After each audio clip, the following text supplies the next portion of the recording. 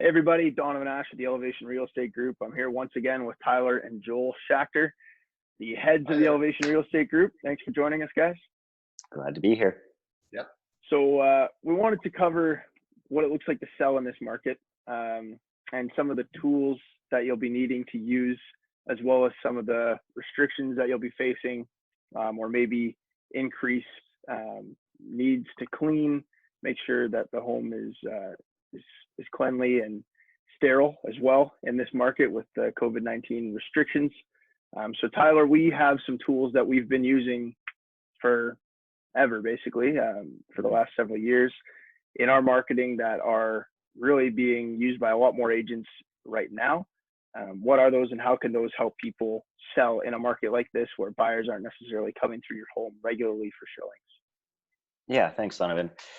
First thing I want to touch on is that, as we've mentioned in other content here, it is not business as usual right now. If you don't need to sell, if you don't have a strong pressing need and motivation that on why you need to relocate, our recommendation is that you wait this out, both for the safety of your family and others that would come through your home, and the uncertainty in the current marketplace.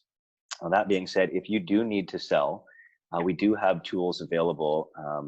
Some of them we've had for a long time, others we've adapted to meet current market conditions.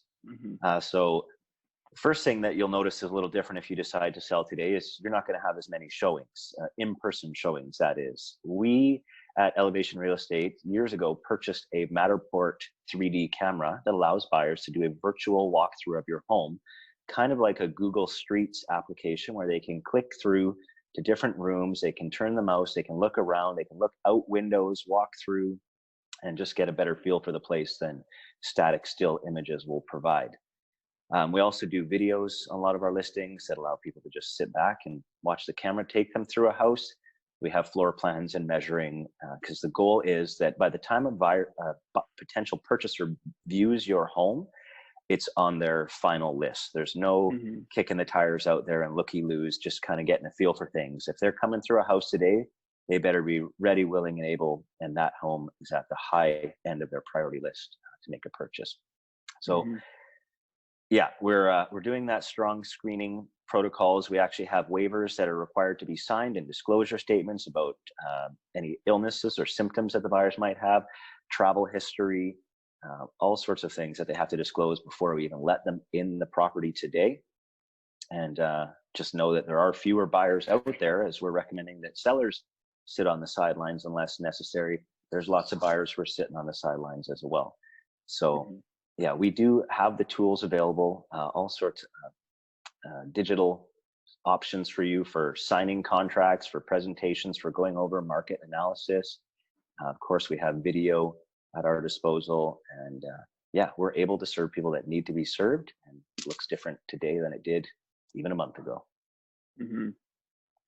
Yeah, Joel, you know, there's been some increased needs for cleanliness.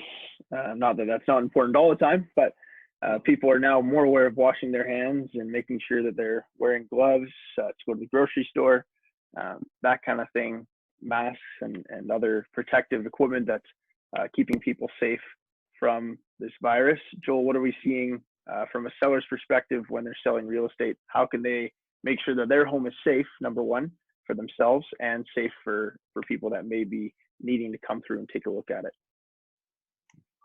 Well, one of the things you want to make sure is your agent is doing all the preparation ahead of time with the agent that's made the appointment, that they have screened them and made sure they're not frivolous. Because yeah, you just don't want people walking through your home that are not you know, really in a position to buy. So if your agent needs to be on the ball there and do a proper questionnaire of any agent that requests an appointment to show their clients through your property. The second thing is, and this is quite important for you to know, if you have a tenant in your property, they do not have to let anybody in.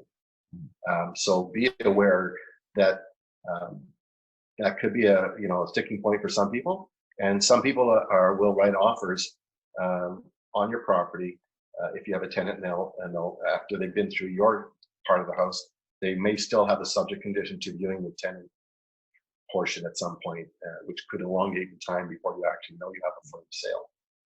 So be aware of that. The other thing you need to know is, yeah, you're going to have to, you know, I'm pretty sure most of us do a really good job of cleaning our home, but you want to make sure that, you know, when people walk in, there's nothing that gives them, you know, concern. So, you know, so my wife used to use 𝗃𝗏𝗃, which is a really great cleaning agent, and it smells like pine. And so, you know, it may not be a smell you want around your house all the time. And I'm not suggesting 𝗃𝗏𝗃 for everybody, but I'm saying when people walk in a house that's just been 𝗃𝗏𝗃, they know it smells and fresh and clean. So if you have something else that makes your house smell fresh and clean, it'll take away that nervousness about people coming through. Be aware that when agents are bringing clients through, we advise them that their clients cannot touch anything. They have to keep their hands in their pockets. They can't bring their kids along. No kids that are under an age that would understand about distancing and touching. So they definitely have to walk through with their hands in their pockets. The agent is the only one that's permitted to touch things like light switches and doors and closets and cupboards and appliances, and nobody's using the bathroom. So we give them and we make them sign documents acknowledging that they're aware of the risks. So you as a seller are being protected, and we're trying to make sure there's no frivolous showings of people who are just. So we ask them to use all those tools that Tyler talked about to drive by the neighborhood first, see if they like. The last thing you want to do is you get the feedback and they say, "Oh yeah, the house is okay, but we didn't like the neighborhood." They need to do a lot of prep work before they even come in, right? Mm-hmm. Yeah, I think that's a great point. And just to go along with that, even when we're allowing showings, a lot of the times we'll have the realtor do all the touching, like you said, Joel, but they're wearing gloves and or sanitizing everything that they touch before and after they use it to make sure that your home is safe when you are selling in this market. So if that's something that you need to do, yeah. If like Tyler said, if it's not an absolute necessity that you move during this time, we would recommend you sit on the sidelines. If you are unable to be in your home for the foreseeable future, if it's just too small, if you've been transferred for work, if you're getting divorced, there's several things that would maybe factor into your decision or your need to move. If that's you and you need to make the move, we hope that this video has helped you. If you have any other questions, feel free to reach out to us. We're here to help and to serve our clients. So if there's anything you need at all, feel free to reach out, and we'd be happy to have an additional conversation with you and see if we can shed some more light on this subject and give you some ideas of how to do that safely. Thanks again for joining us, Tyler and Joel. We'll see you guys later. Glad to be here. Thanks.